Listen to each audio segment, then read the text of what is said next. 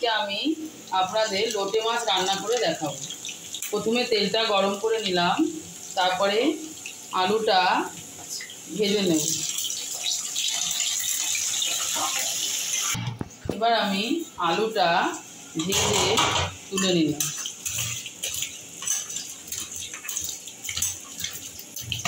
তারপর তেজপাতা, শুকনো লঙ্কা আর জিরা সোমবারে দিয়ে দিই।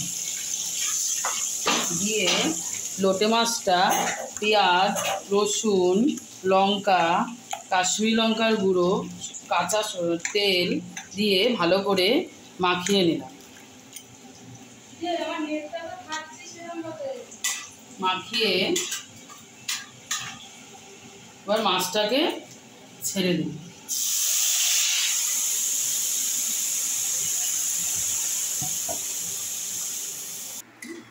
আমার লোটে মাছ রান্নাটা শেষ হয়ে গেছে। এবার আমি বাটিতে ঢেলে ফেলছি।